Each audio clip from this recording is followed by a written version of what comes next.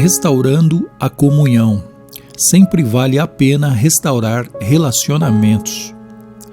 Uma vez que a vida consiste em aprender a amar, Deus quer que valorizemos os relacionamentos e nos esforcemos para mantê-los, em vez de descartá-los sempre que houver desacordo, mágoa ou conflito.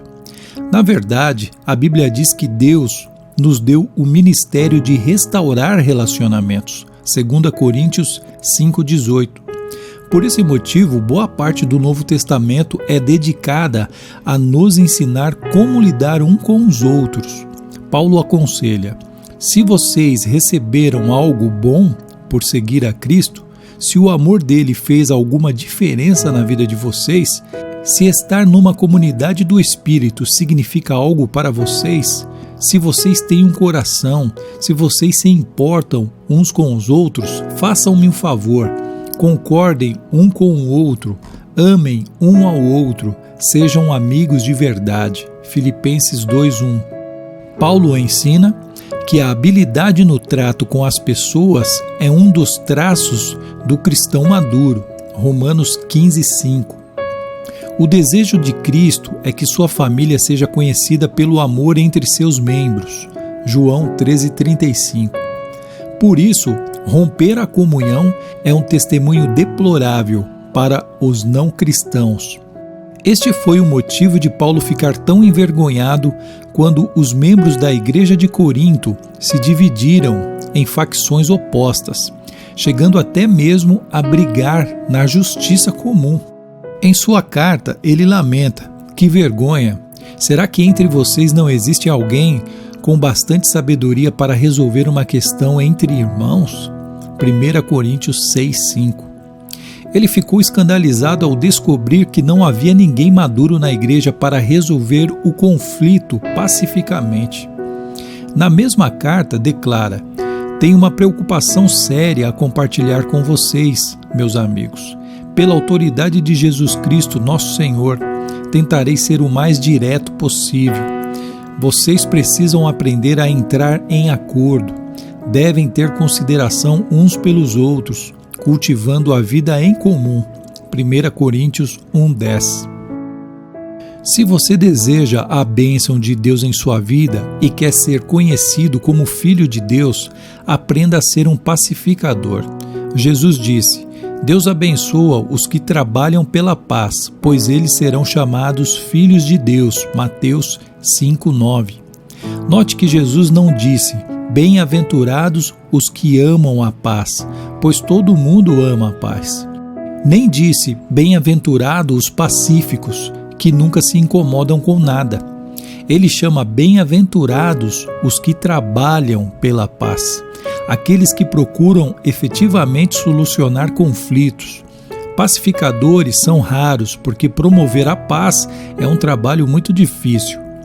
Você foi formado para ser parte da família de Deus, e o segundo propósito de sua vida aqui é aprender a amar e se relacionar com as pessoas. Por isso, promover a paz é uma das habilidades mais importantes que você pode desenvolver. Infelizmente, a maioria de nós jamais aprendeu a resolver conflitos. Promover a paz não é evitar conflitos. Fugir de um problema fingindo que ele não existe ou ter medo de falar sobre o assunto é, na verdade, covardia. Jesus, o príncipe da paz, nunca teve medo de conflitos. Em determinada ocasião, ele provocou um conflito para o bem de todos. Há momentos em que devemos evitar o conflito, mas há ocasiões em que precisamos criá-lo e situações em que precisamos solucioná-lo. Por isso, precisamos orar pedindo a contínua direção do Espírito Santo. Promover a paz também não é apaziguar. Ceder o tempo todo, agir com subserviência e permitir que os outros sempre o reprimam não era o que Jesus tinha em mente. Ele se recusou a ceder em muitas questões, sustentando seus argumentos diante de qualquer oposição diabólica. Como restaurar um relacionamento? Como cristãos, Deus nos chamou para que ajustássemos nossos relacionamentos uns com os outros. 2 Coríntios 5:18. seguem 7 passos bíblicos para a restauração da comunhão. Fale com Deus antes de falar com a pessoa. Converse com Deus a respeito do problema. Se você orar a respeito do conflito, em vez de se juntar a alguém para murmurar, descobrirá que, em geral, ou Deus muda seu coração ou muda o coração da outra pessoa, sem sua ajuda. Todos os relacionamentos seriam mais tranquilos se você tão somente orasse mais a respeito deles. Assim como Davi compôs os salmos, use a oração para desabafar verticalmente. Conte a Deus suas frustrações, clame por ajuda. Ele nunca fica surpreso ou aborrecido com sua raiva, mágoa, insegurança ou qualquer outra emoção. Portanto, diga-lhe exatamente como se sente. A maioria dos conflitos tem raízes em necessidades não satisfeitas. Algumas dessas necessidades só podem ser alcançadas por Deus quando você espera que uma pessoa, amigo, mulher, chefe ou membro da família satisfaça uma necessidade que somente Deus possa atender. Está se candidatando à amargura e à decepção. Ninguém pode cumprir todas as suas necessidades, exceto Deus. O apóstolo Tiago observa que muitos de nossos conflitos acontecem por falta de oração. De onde vêm as guerras e contendas que há entre vocês?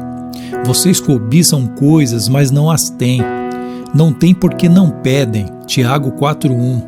Em vez de confiar em Deus, preferimos crer que os outros nos farão felizes e então ficamos furiosos quando eles nos decepcionam. Deus, porém, está dizendo: por que vocês não vêm primeiro a mim? Tome sempre a iniciativa. Não importa se você ofendeu ou foi ofendido, Deus espera que você dê o primeiro passo. Não espere pela outra parte, vá primeiro a ela. Restaurar a comunhão perdida é tão importante que Jesus lhe deu precedência até mesmo sobre o culto de adoração.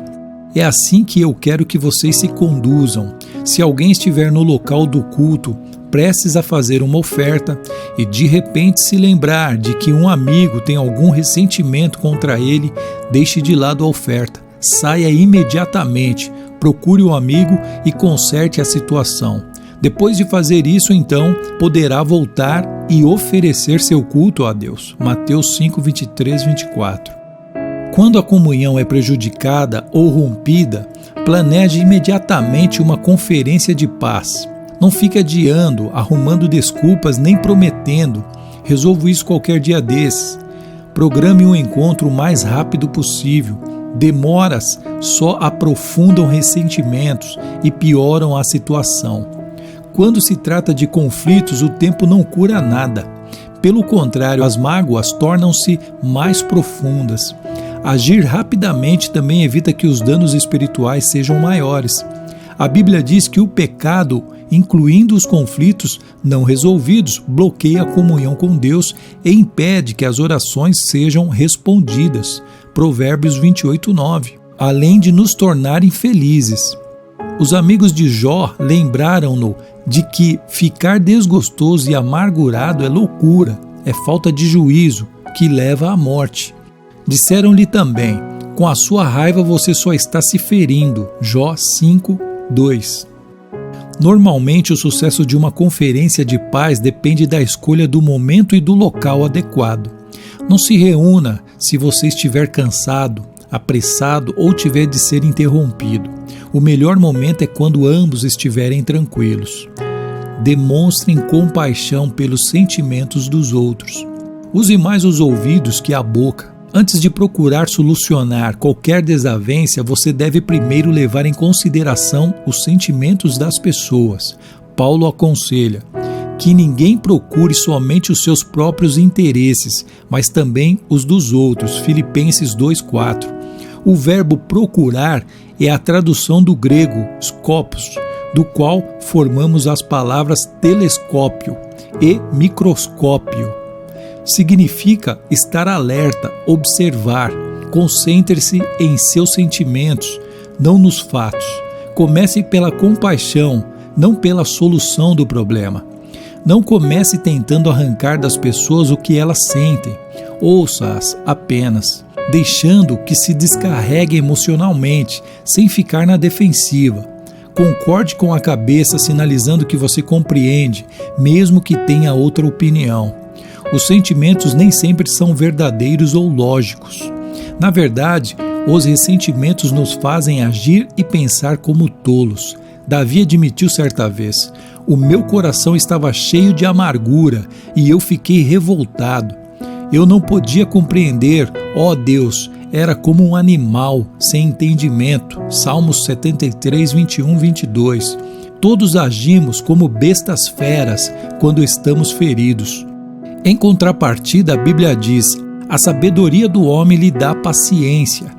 Sua glória é ignorar as ofensas. Provérbios 19, 11. A paciência tem origem na sabedoria, e a sabedoria tem origem no fato de ouvir a perspectiva dos outros. Quando ouve, você está dizendo: valorizo a sua opinião, preocupo-me com o seu relacionamento e você é importante para mim. O ditado é verdadeiro: as pessoas não se importam com o que sabemos até que saibam que nos importamos. Para restabelecer a comunhão, é preciso carregar o fardo de termos consideração para com as dúvidas e temores de outras pessoas. Agrademos ao outro e não a nós próprios, e façamos aquilo que é para o seu bem. Romanos 15, 2.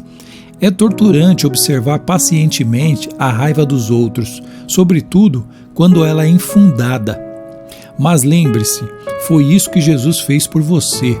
Ele suportou uma fúria infundada e maliciosa para salvá-lo, pois não buscou sua própria satisfação, mas conforme está escrito: os insultos dos que te injuriaram caíram sobre mim. Romanos 15, 3. Confesse sua parte no conflito. Se você realmente deseja restaurar um relacionamento, comece admitindo os próprios erros e transgressões.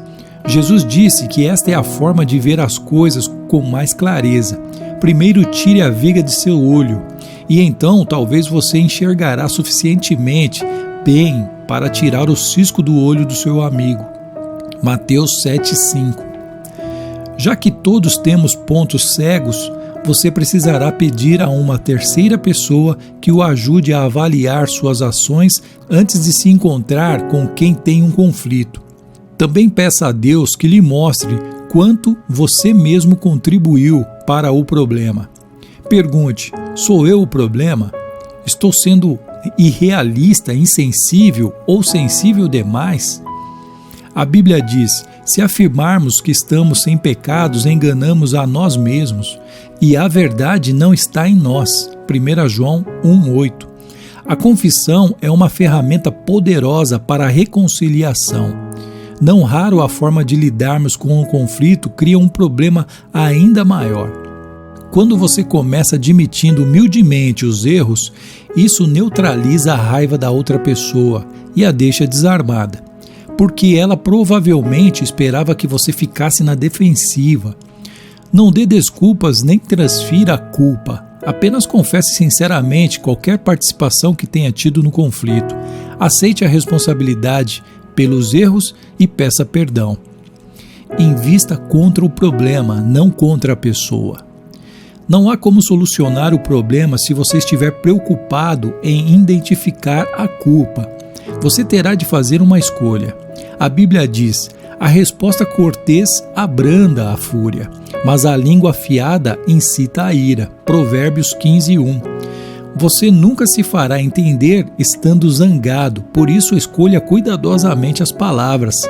A resposta branda é sempre melhor que o sarcasmo. Na solução de conflitos, a maneira de falar é tão importante quanto o que se fala. Se você se expressar de forma ofensiva, a outra pessoa ouvirá de forma defensiva. Deus nos diz: quem tem coração sábio é conhecido como uma pessoa compreensiva. Quanto mais agradáveis são as suas palavras, mais você consegue convencer os outros. Provérbios 16, 21. Irritar as pessoas jamais funciona, e você nunca é persuasivo quando é rude. Durante a Guerra Fria, ambos os lados concordaram em que algumas armas eram tão destrutivas que jamais deveriam ser usadas.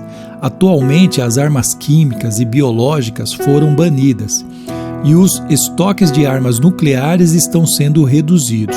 Para o bem da comunhão, você deve destruir seu arsenal de armas nucleares relacionais, ou seja, condenar, menosprezar, comparar, rotular, insultar, ironizar, reagir com sarcasmo. Paulo resume tudo isso desta forma: não digam palavras que fazem mal aos outros, mas usem apenas palavras boas, que ajudam aos outros a crescer na fé e a conseguir o que necessitam, para que as coisas que vocês dizem façam bem aos que ouvem. Efésios 4:29. Coopere tanto quanto possível. Paulo disse: façam todo o possível para viver em paz com todas as pessoas. Romanos 12:18. A paz sempre tem uma etiqueta de preço. Às vezes custa nosso orgulho e quase sempre custa nosso egoísmo. Pelo bem da comunhão, faça o melhor que puder para chegar a um acordo.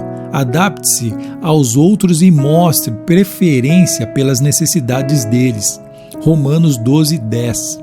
Uma parafrase da 7ª bem-aventurança de Jesus diz: abençoados são vocês, que conseguem mostrar que cooperar é melhor que brigar ou competir. Desse modo, irão descobrir quem vocês realmente são e o lugar que ocupam na família de Deus. Mateus 5:9. Enfatize a reconciliação, não a solução. É ilusão esperar que todos concordem a respeito de tudo. A reconciliação atém-se ao relacionamento, enquanto a solução está vinculada ao problema. Quando focamos a reconciliação, o problema perde importância e não raro se torna irrelevante. Podemos restabelecer um relacionamento mesmo quando somos incapazes de resolver nossas diferenças. Os cristãos muitas vezes têm discordâncias sinceras e legítimas, além de anunciar suas divergências, mas podemos discordar sem ser desagradáveis. O mesmo diamante tem diferentes aspectos quando visto de diferentes ângulos. Deus espera unidade, não uniformidade. Podemos caminhar de braços dados sem concordar em tudo. Isso não significa que você deva desistir de encontrar uma solução. Talvez você precise continuar conversando e até mesmo discutindo, mas faça isso com o espírito de harmonia. Reconciliação significa fazer as pazes, não necessariamente esquecer o assunto. Depois de ler este capítulo, com quem você acha que precisa entrar em contato? Com quem você precisa restaurar a comunhão? Não demore mais nem um segundo. Faça uma pausa agora mesmo e converse com Deus sobre esta pessoa. Então pegue o telefone e comece o processo.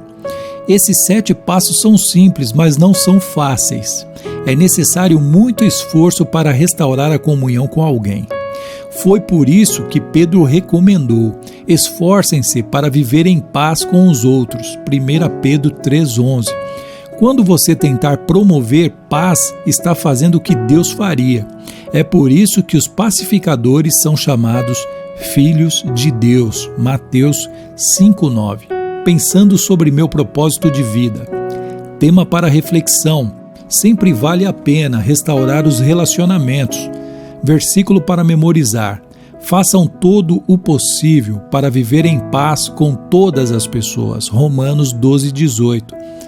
Pergunta para meditar: com quem estou precisando restaurar o meu relacionamento? Extraído do livro Uma Vida com Propósitos, de Rick Warren. Estamos no episódio número 20. Que você possa compartilhar e abençoar uma vida em nome de Jesus. Deus abençoe.